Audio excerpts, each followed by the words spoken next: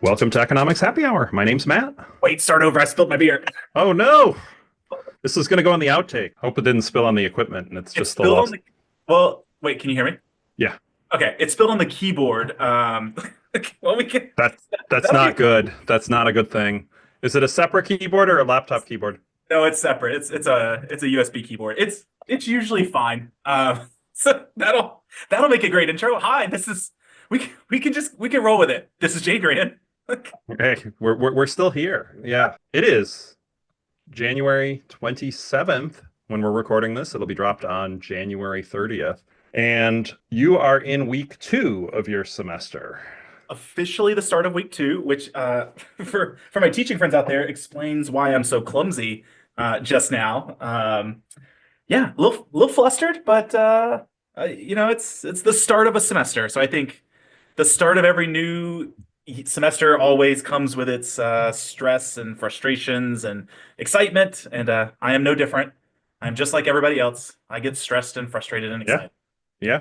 And what was the beer you were drinking that is now all over? To be fair, and I can show this to Matt, I did not Oh, spill that much of the beer, right? that's It not very was much. it was very much I felt my hand knock it over and like, in the movement, like I knocked it over and also picked it up at the same time. Yeah. Yep. Um, Yep. yeah, No, no, not much spilled. Not much no, not spilled. much. But if it spills on a keyboard, that needs to be fixed and fast. No, So yeah, no, it's that and honestly, those of you listening, well, I mean, you're listening because you hear my voice right now, but that is why I freaked out all of a sudden because I did spill it on the keyboard, and I do not want to purchase a new keyboard. I think it'll be okay. We're gonna let it just sort of dry out for the so hour. what is the beer for today? Okay, so I'll call this the front of the beer. So somebody gave this to me. I'm hoping it's from Nashville, Indiana. So my guess is my friend Tim gave me This is this. Tim. Thank you, Tim. Thank you, Tim. It is a Quaffon Brewing Company Busted Knuckle Robust Porter. Nice. Nice. And I'm Chocolate. still January has been, damp. Not there's been some dry days, but I was in the mood for a non-alcoholic.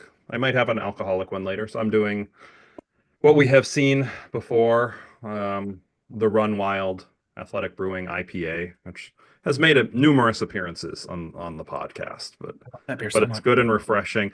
The I actually brought down an alcoholic beer, and I thought, you know what, for the first one, I'm bringing the non-alcoholic, but it was a uh, Devilance, I think is what it's called, Devilance. Let me see here if I can get that right.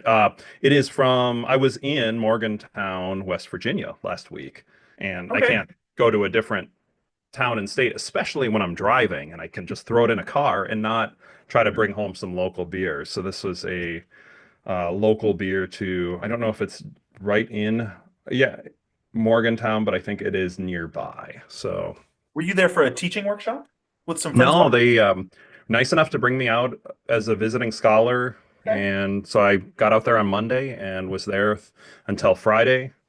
And then I'll be coming back actually a couple times this semester to talk to a class. One of my projects this semester is to work on a book, and for that, actually the class is on measurement and mismeasurement, and some of the things in the book are on the ways things are measured and reported in economics and how I think some of them are wrong or would give people the wrong idea.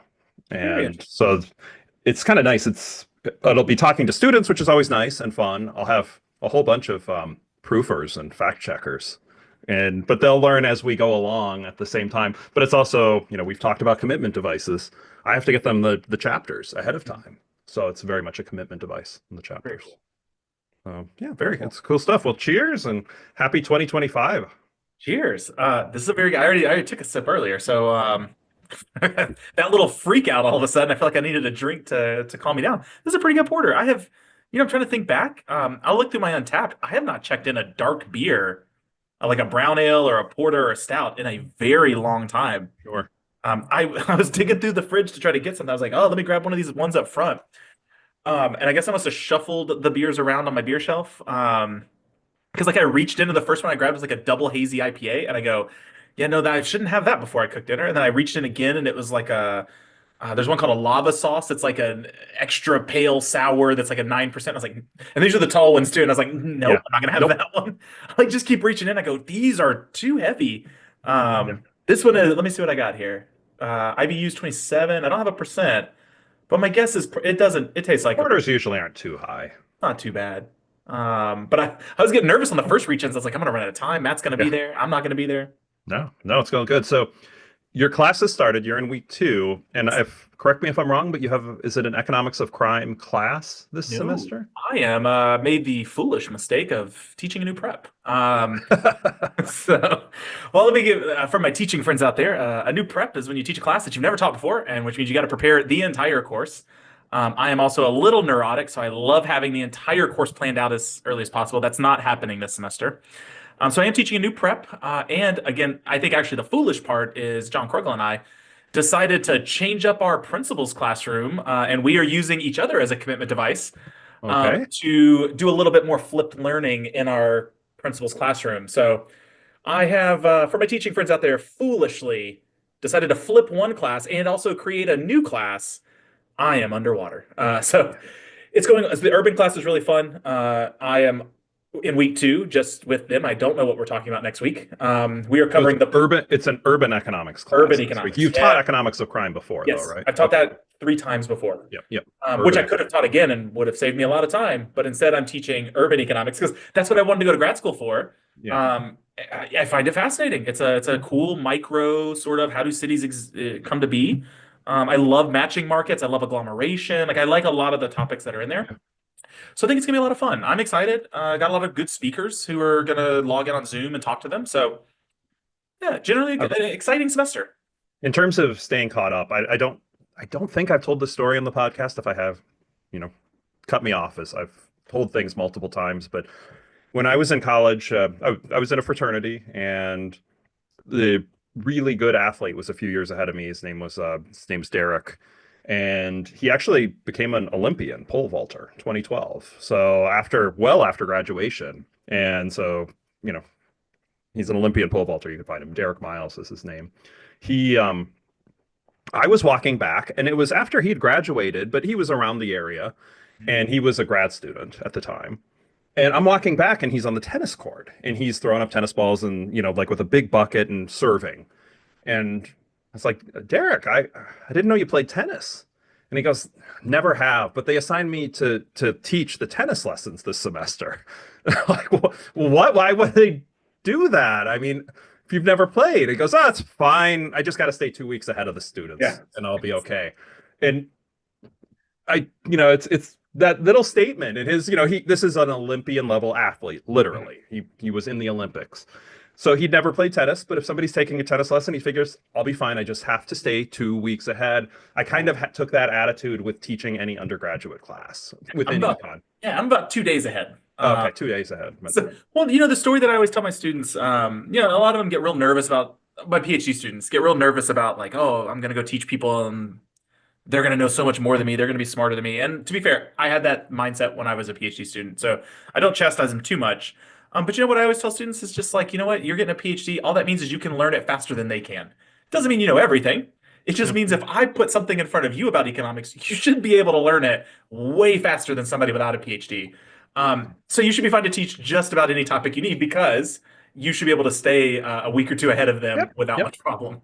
Yeah. So it's interesting time. So we decided today to talk lifting the hood a little bit on the ebbs and flows of the schedule of professors and what a professor life might be like.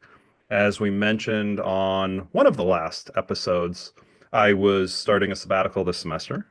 And so classes started 2 weeks ago. We've had semesters where they started about now.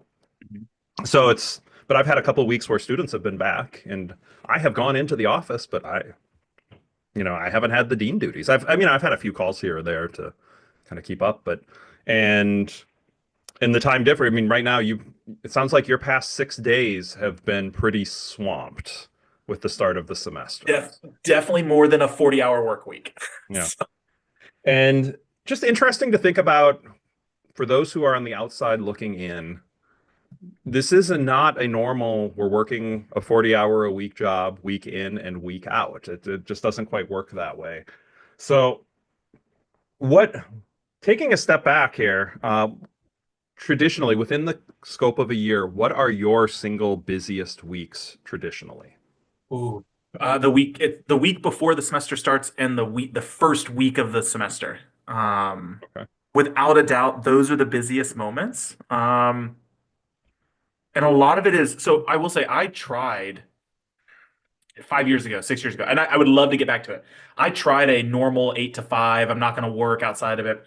But honestly, I can't keep up. The week before is, it's students not able to get into the classes they want to get in. It's my own students. So I should say it's students who are not mine who are trying to get into different classes. It's students who are mine who have questions about the books and the resources and what's going on. It's students who are sick the first week because they come back and they are around a bunch of other sick students. Yeah, yeah.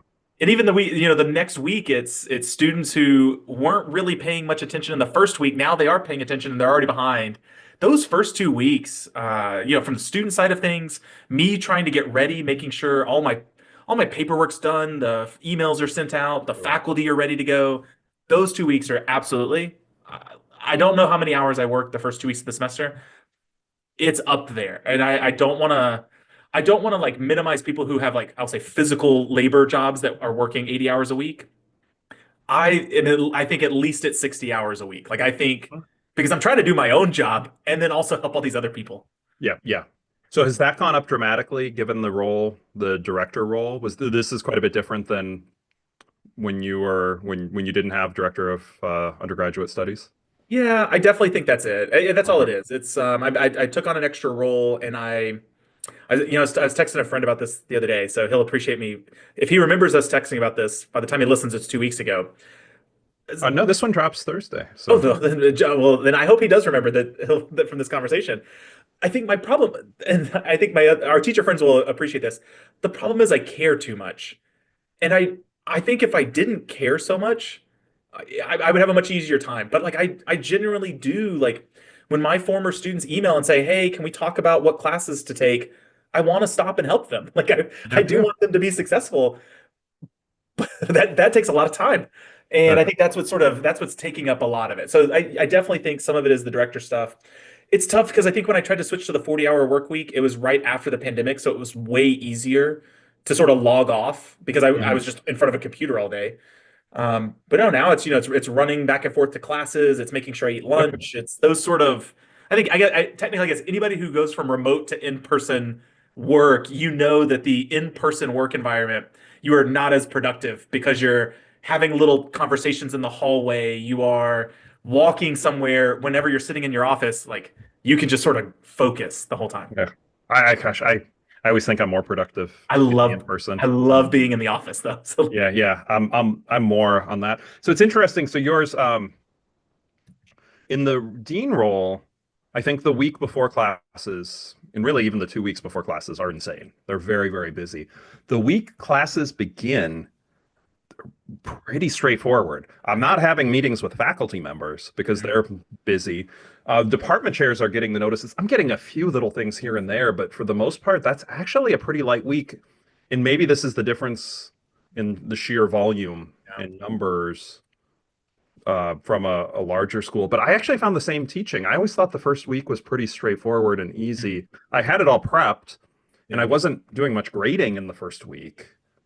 So I had found it reasonably straightforward. That was never too bad of a week for Yeah, me. that's interesting. I guess I never thought about it because the emails I do get from the dean's office are very, to me, routine. It's students who are signing a form because they would like to be taking over 18 credits. It's students who would like to sign up for undergrad research. The emails we Yeah. get from the dean's office are very much like, "Hey, don't forget this in your syllabus."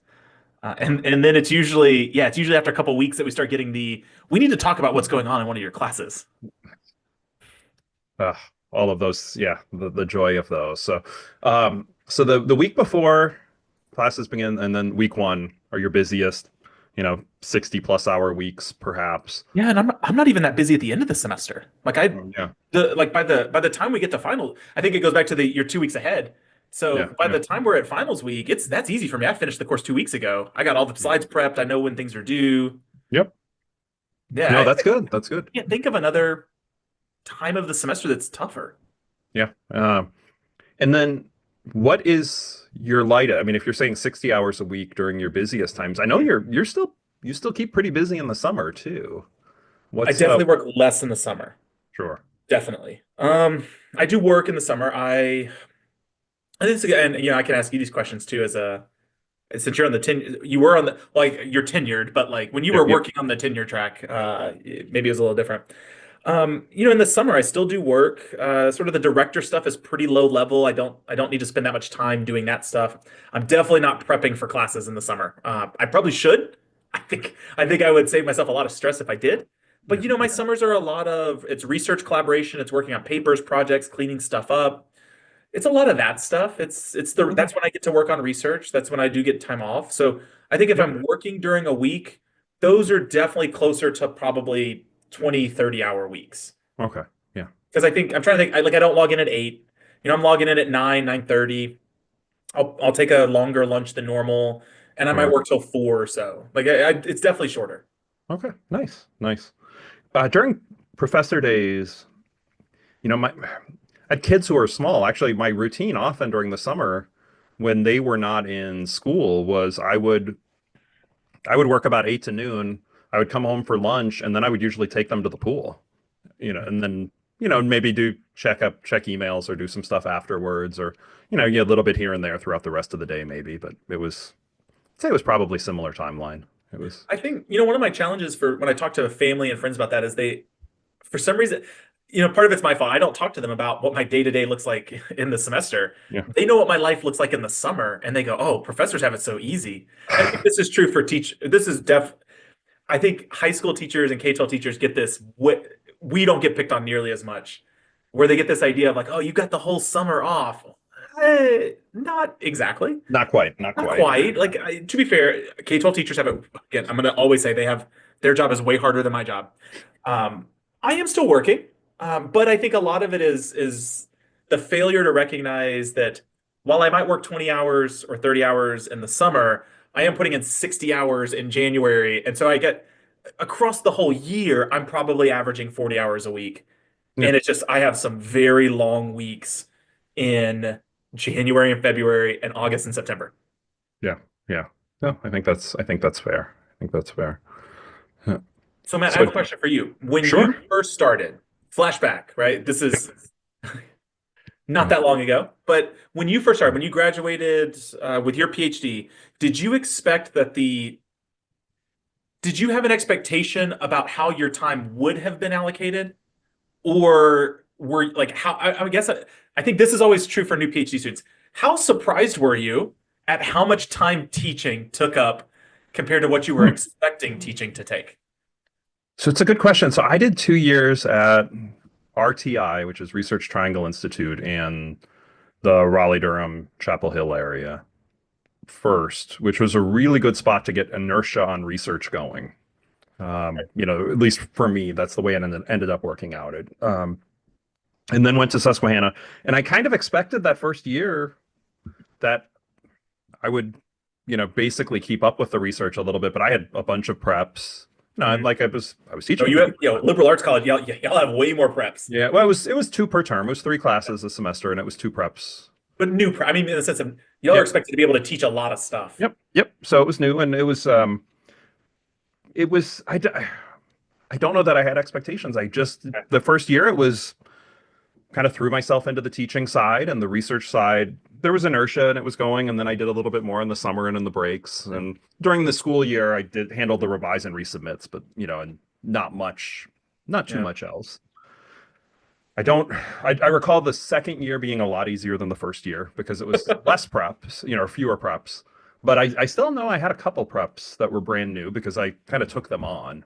Hmm. And but then eventually, once I had the classes prepped, I thought things went a lot smoother. Uh, Do you remember okay, so this is for our non-academic listeners. A lot of professors, well, actually, I should say most professors have some sort of percentage of how not how we're supposed to allocate our time, but a percentage of how we're evaluated on how well we do. And so if you have professor friends that you can ask them like what percentage of your evaluation is based on teaching, research, and service. And so I can share yeah, yeah. mine. I'm going to ask you basically if you were, I want you to think about if you can remember your split. So I think I'm currently evaluated. I believe 60% of my evaluation is based on my teaching because I'm a Mhm. teaching professor.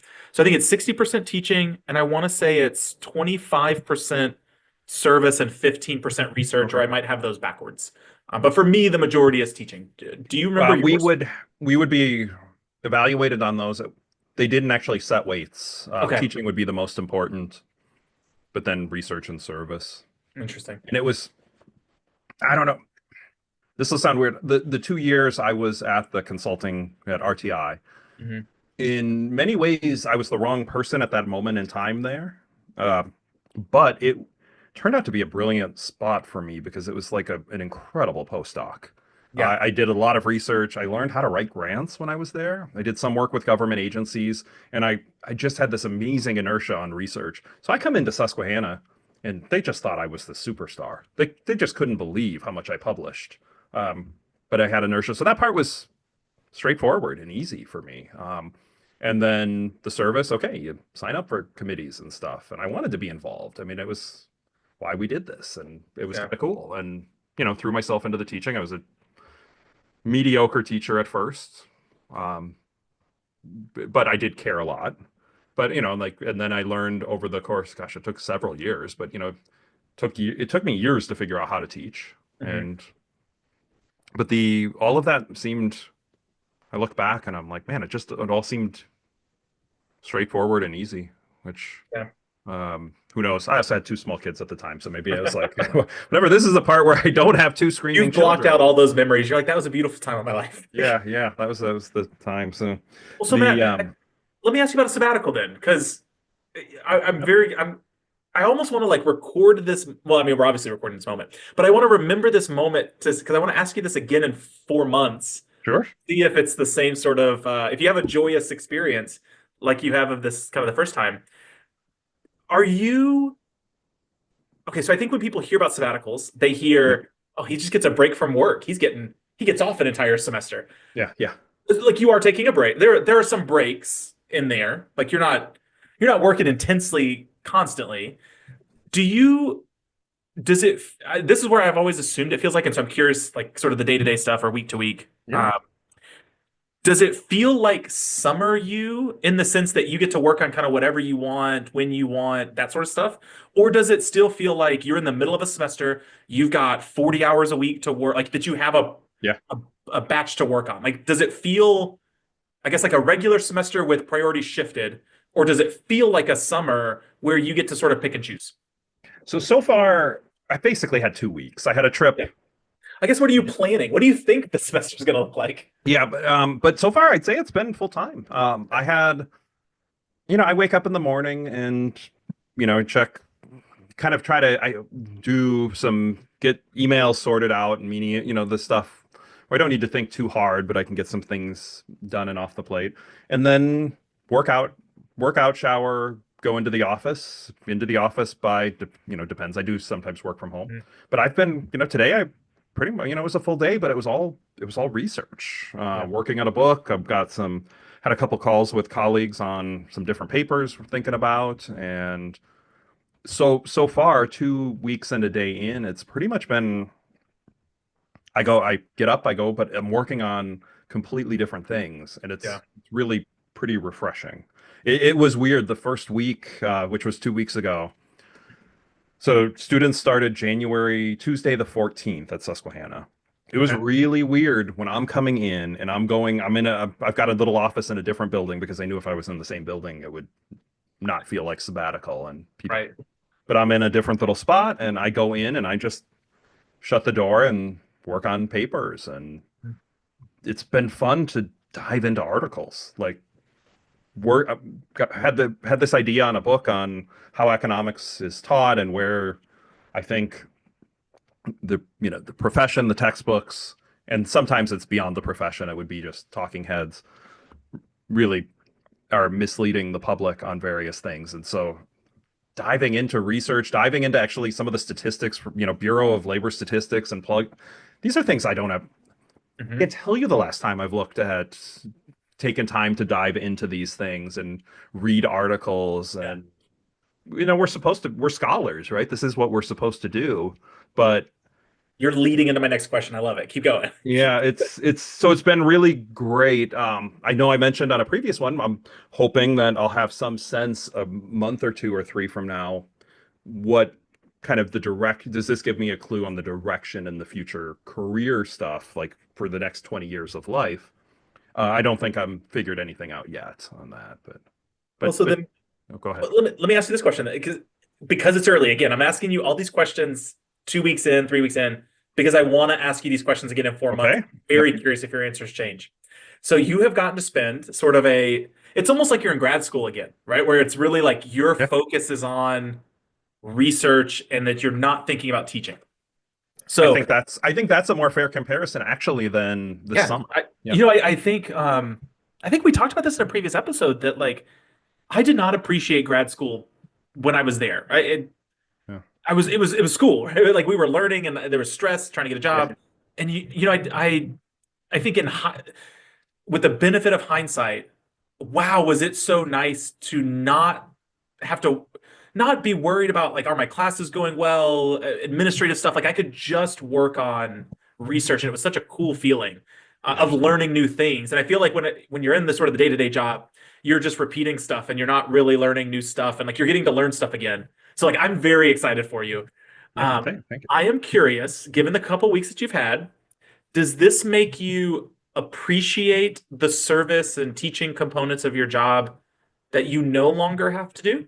Or do you look at that and go, hmm, those were taking up more of my like those were taking up more of my time than I realized because like you could have been doing that research in the fall, but you had other obligations. Like Yeah. I Yeah. guess do you miss it or has it sunk in yet that you're Do gonna I have to go miss back the to that? other Yeah, obligation? do you miss I know you've talked about missing teaching, so you don't teach as much, but like I guess do Yeah. you miss the administrative part, the service part of what you do, or is it you are still too soon? At the moment, not really. And in many ways, maybe I'm getting the right setup for me because as a dean, you can't just completely unplug the way a faculty member can Hmm. unplug.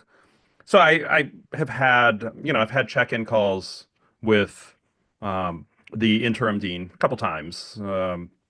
Had a call today with a 20-minute call with an alum today who's setting up something in New York. So there's been a little bit here and there. Yeah. So I've stayed just in touch, but But I we guess have had some meth.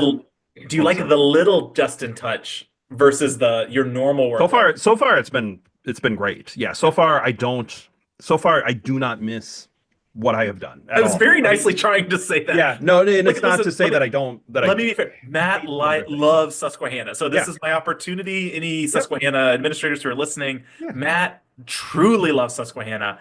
But you don't get an opportunity like this all the time. So No, it's no, no, and I'm not there's not a gotta be thing really that I've been careful. I'm not like, trying to oh, get Matt fired here. there was a retreat, a business school retreat that our interim dean, who's Emma Fleck, who's fantastic, Mhm. she ran the retreat, of course, because I'm not here. No part of me was like, oh, you know, and actually, I like the retreats we do. We have great people. I love, and we get good stuff done. But no, that's not the time for it. Now, admittedly, we have had semesters that have started about now. Mhm. Like the COVID year and one other year that have started Wow. late January. Yeah. So to now those times I'm still working, but it's a slightly lower pace. So I'm not it'll be interesting though. And I think that's a bit of the key question a few months from now. How much do I miss all of this? I've had a little bit of a touch. I work with a few students who do some research and projects for me.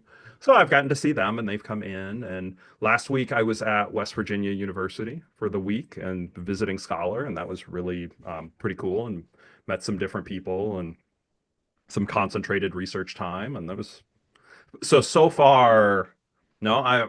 What would happen if it was like a month? What will happen if it's a month straight, not really traveling much, and I'm diving into this? I think the answer could be different then, Right. but You've it's gotten an a good first few weeks. You've gotten a lot of mix of things. And that's yeah. I guess because it is the beginning of your transition, you're still kind of intimately attached to the dean's office. I wonder, right, like if in March where Emma has things running relatively smoothly, doesn't need to check in with you. I'm very curious how your answers are going to change Yeah, in a yeah. couple months. I honestly I am too. I am too. So the No, sabbaticals, I have heard from a lot of people, oh, so you got all this time off. What are you going to do? I'm like, well, I'm still working. Like we talk about misconceptions on things. Yeah.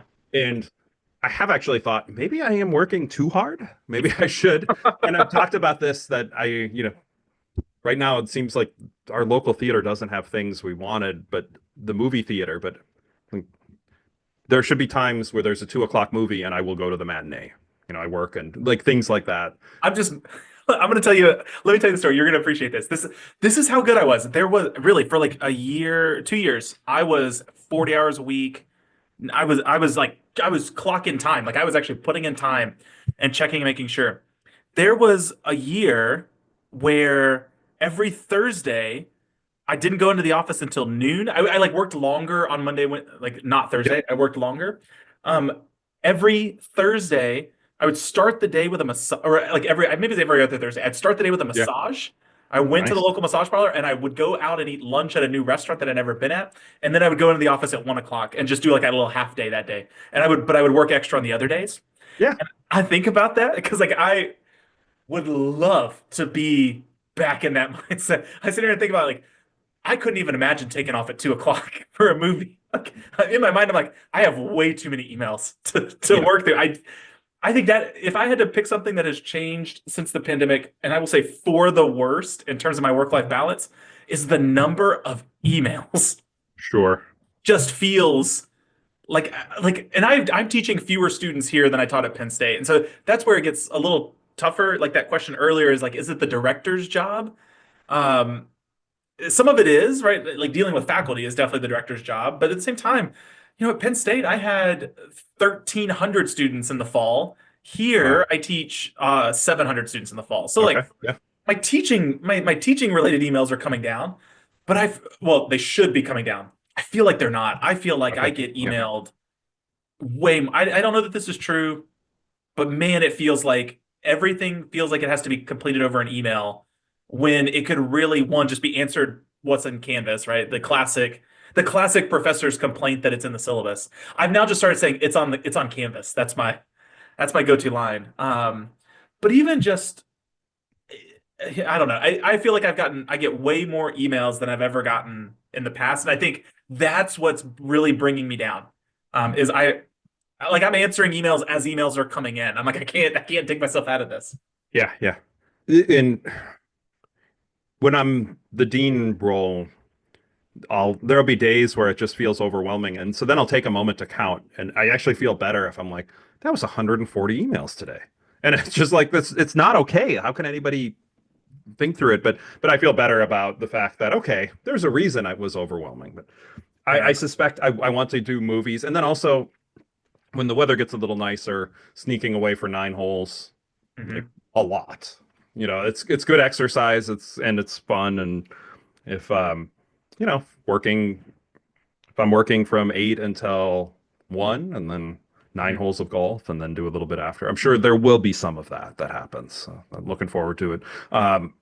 But so the idea on the sabbatical is the chance to kind of reconnect on different things. I know for professors often, you've got the busy teaching load and it's a chance to have much more time, concentrated thought on projects. And I am so excited I'm like years away, but I'm so excited for it. And I try to imagine what it's going to be like because I was talking to John about this, and this is going to sound so sappy, sentimental, whatever. I don't care. I can't picture my life not in a classroom. Like yeah, I don't. That's all I've ever known. Like when I was an undergrad, I knew I wanted to be a teacher. Yeah, to be fair, I wasn't. yep, I mean, I guess I was in the classroom as a student for the first 2 years, but like after my first 2 years, I started teaching immediately as soon as I could at Washington State, and since 2012, I guess I've been in a yeah, classroom every single semester. I love interacting with students. I love getting to hear their yeah, stories, helping them with things. I cannot imagine not being in a classroom. yeah. And so, like in some senses, I think about this sabbatical. I'm like, I'm gonna miss the classroom aspect. Like, I'm not gonna miss the emails. I Yep, yep, yep, yep. Oh, it's a lot. much Yeah, no, the students are great. I mean, it's why we do the job. yes. That part will I'm be, I'm looking forward to it, but I also I'm looking forward to it because I don't know what my life is like not being in a classroom. Yeah, I think looking in advance, I think kind of some key questions to think about is, are you going to stay in the area or are you going to try to go somewhere else for an extended period of time? Yeah. And I think thinking through the questions now, what will set you most up for success when you have this? And it's different from, can be different for any given person, but Mhm. there are folks who, when sabbatical comes up, yeah, they go somewhere for four months. They go, Man, I can't imagine what that life is like. yeah, I think that's where I'm both excited for it, but also like terrified. Like what if I'm in your spot and I go, oh man, I never want to be in a classroom again. I don't think that's true. I do not think that's going to happen to me. But it's so fun to think about just yeah, yeah, what would I do without all of these emails about homework not working. The homework system's not working. Like, yeah, yeah, if you're one of my, so I know my students have found this. My students have started to ask me about the podcast. I want you to know that I do love you and I understand that you're frustrated. But like what I tell them, I can't help you if I don't like over an email. I don't know what's wrong with your computer. And so like in some senses, there's that weight of like, I want to help you, but I can't. And I need you to realize that I cannot help you the way that you think I can help you. yep, So yep, yep. I can't wait to get rid of those. But I'm gonna miss the Yeah, seeing students in the hallway, saying hello, those sorts of things. yeah. That part's definitely true. And then you could think through, I don't think I could go away for 4 months. I think I would need to. I could take trips, but I would need to be back. I would need to be in the office some. yeah, that'll be interesting. I will look forward to that. But this time we have a high school senior, so there wasn't much of an option for going away. My first time I had a sabbatical, which was fall of 2010. Okay. Didn't go away because I knew our family was doing a semester in London Mhm. the following academic year. So our family did do a semester in London with students before. We had the 4 months away, and that was very much with that was with students. So we were very connected, of course, still with students and all of that Yeah. experience. But that was a pretty incredible experience. So A little if part of me, I want to do like a semester at sea as like my sabbatical. Like I want to do yeah, I know people I can get you in touch. I'm sure you might just know them anyway, but I I'm just want sure to do they'd be something. thrilled to I have want to do you. something that I can't do. Like I Yeah. research in the summer, so I feel like that's where I think I get stuck. Where like I do that. That's already what I do in the summer. So like I want to try something. I want to try something very different. But Yeah. maybe I'll change my It's mind in fun. 4 years, and I won't say that. You're hearing professor's dream. So I've thought, um, speaking of at sea, I've wanted to they some of the cruise lines bring professors on to give talks. And if you are at a cruise line and yeah, I love cruises. Please take up. yeah, Please, let please. do a live recording. I'll do whatever you want. That's econ Listen, related. I've been trying to get Jersey. I've been tweeting about this every semester. I've been trying to get. I would love for Jersey Mike's to create an endowed teaching professor. I think Yeah. there's a Taco Bell professor at Washington State.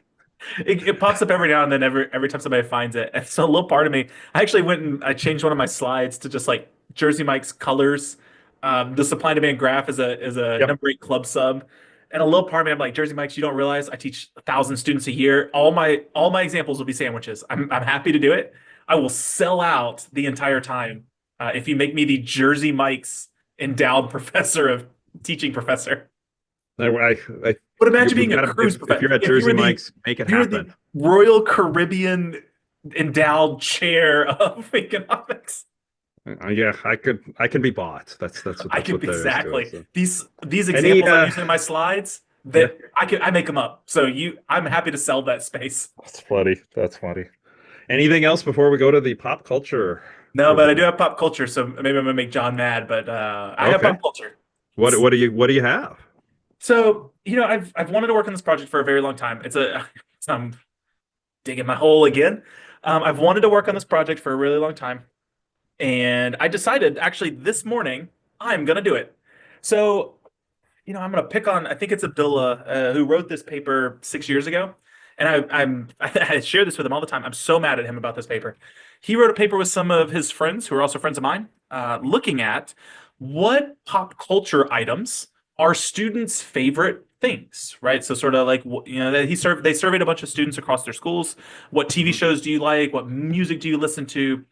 And their basic paper was that there is a disconnect between what students like and what professors show. So, right, sort of the classic, your students don't like Seinfeld, your students don't like The Simpsons, you need to get with the times. Sure. One of those sort of papers. So, Abdullah, remember, I love you before I say this. I adamantly dislike that paper. I've shared my thoughts with him about this because I don't think that this is gonna be now I'm gonna sound like that real snotty professor. I do not think we should be pandering to students. It's not that. I don't think we need to be showing students their favorite things for them to learn. I think, well, one, the quality of the clip really matters. The quality of the Sure. example you're doing really matters. But at the same time, for the most part, and man, I don't know if you remember this from when you were teaching too. There's never a moment where I don't need them to know the backstory. So like Yeah, today, yeah. I showed a clip, or I'll show a clip from Seinfeld that's the bottle Mhm. collection clip. And I tell them, I go, that's George, that's Kramer, that's Jerry. I go, all you need to know is two friends have an idea, and they're gonna try to make some money. That's all you need to know. And Yeah. so what John, I've already roped John into this 45 minutes ago. So literally, this is the freshest project Hot I can off the tell you about. presses. I was texting him right before, so he said yes. What I think matters more than their favoritism, to be fair, I'm gonna say matters more, not like from an empirical standpoint, but just personal belief, is are students familiar with the pop culture? Because they sort of lean into the popular part of pop culture, and I like to lean in on the culture side of pop culture. I don't need them to love Seinfeld. I just need them, like, I think it's great if they've at least heard of Seinfeld, that's not just a random show that they've never heard of before. So we're going through and sort of surveying students before each sort of clip of just like, Yeah. what is your familiarity with this show? Like, is it actually zero? You know nothing about this. And I could tell you the results from today before I showed my Seinfeld clip. I didn't show that one, but I showed a different one. Yeah. Just sort of rank it. We'll say they don't know a lot about it, but they basically responded with, "I've heard of it. I know roughly what it's about, and Yeah. but I don't watch it." So they were sort of in that level of like, Mhm. I've seen a couple episodes versus, yeah, I've heard of it before. They Very few people put, I have no idea what this show is. Sure. I a couple of reasons why I don't know that we have to completely, as you say, pander is a little too strong, but Andrew's too strong. Yeah, I don't mean that strong. but I mean, but completely pander, for lack of a better word. One is if you've got a group of different students are going to have different preferences, and it's tough to capture that. And I think you show a mix, and that's going to capture a lot. Um, Well, this is if you throw in one Broadway song, your theater kids are going to appreciate that, even yeah. if you Here we don't go. do anything else. This is where I'm going with this. This is good. I Yeah, like it. but I'll actually push back. I don't know that they need to be familiar I don't with. no, I don't think they need to be familiar at all. Like I I don't think really, they need to have heard of it. yeah. The The reason I'll say quality that of the clip matters more. the quality of the clip 100% matters more. The clip I have shown high school students who have never heard of this at all is a Family Ties clip. And I ask Yes. how many have heard of Family Ties? And Yes. one hand out of a huge audience will have heard of it. That's Yeah. it. Nobody. And I'll set it in and I'll set it up a little bit and they will watch and they will it's one of the best received things that I ever show. And they've never heard of it and they learn something. Well, and So so my argument, the way that I've sort of mentally framing the paper is the quality of the clip matters. Don't worry, they're probably familiar with it. Focus on the quality, not yep, on do people like this clip. yeah, Because and so my argument is always that The Office is wildly popular. I'm very confident that when I ask the survey question, how familiar are you with The Office, yeah. that it's going to swing the exact opposite way. But I also know there will be people on there who have never seen The Office. They don't know anything about it. Maybe they're international students, right? That Sure, sure. they don't know anything about it. And so I think to my personal teaching philosophy is a wide variety is really important, and that the I agree. quality of the clip matters, what the actual economics is matters, and that if you do show a wide variety, you will probably hit everyone's preference somewhere in there. Yeah, yeah. I mean, if And you're it, throwing it's one Taylor Swift in there, that's going to mean a lot to the Swifties, right? They're going to think that's really, really cool. And you throw in one Broadway, and you throw in The exactly. Office, I, and I do not think we should have an entire course. Well, I should say you should not teach the majority of your course with just sort of like Dan. I'm sorry if you're listening. You should not just use The Office if that's the only pop culture you use. Mix it up. Find good clips, lots of sources. Your students your students know about stuff. I yeah, like to yeah, tell them I'm making them yeah, more. Like, I go, we're going to show pop culture in the class. I go, I'm going to make you more cultured. We're going to focus on that part. yeah. Um, I like it. I like it. No, that's cool. Yeah, that's an interesting project. Look forward to seeing hey, but what you listen, all come we, up with. we just agreed to do it 45 minutes ago. So Nice. hot off the Well, by the presses. time John's listening to me sell this out, we just Yep. agreed to do this a week ago. So I think for what I'm going to mention, I think this is something that's not out yet, but I'll be putting it out. I think I mentioned a White Lotus one in a previous, but had a recording at two different times. I had conversations with Mike Enns, who's also at Virginia Tech. And one of them I just think was a really fascinating conversation because we weren't really sure about doing it, but it was a lot of fun. And there are some really big choices that are made by some people in there. And we talk about how behavioral economics has kind of tried to help find a way to guide people on big choices, specifically on the flipping a coin for big decisions Mhm. experiments by Stephen Levitt. And it's just kind of a fun conversation. So the White Lotus season 3 starts dropping. I think it's the week after the Super Bowl is when it Okay. begins. Are And you so going to go live what? afterwards?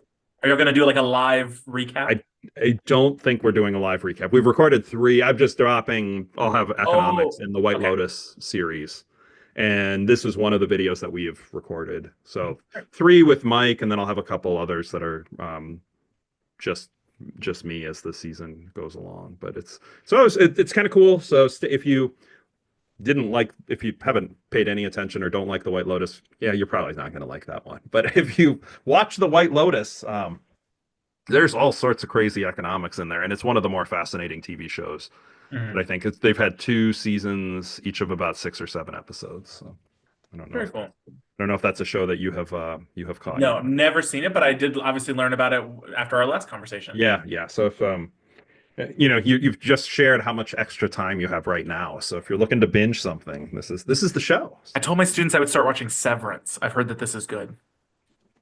I've heard that's good as well. But I gotta, my students have sold that to me. I have not caught that. I just saw I'm in the phase where I try to catch all the Academy Award winning Okay. films, and I just saw Amelia Perez, which is it's a widely split decision in our family, but I thought it was pretty fascinating. There's definitely some econ in there too. But anyways, any closing? How was the beer was good? I enjoyed it. I didn't look through my app, but I really think this could be the first porter I've had in more than a year. Yeah. I feel very confident with that comment. Like I don't drink them very often. Well, Very thank you clear. to Tim for Jadrian's I beer. appreciate it. Thank you to everybody for listening. If you like this, please 5-star reviews, comments are great. And if you have an idea for what you'd like for us to talk about, please share that in a comment or an email. And until next time, cheers. Cheers, man.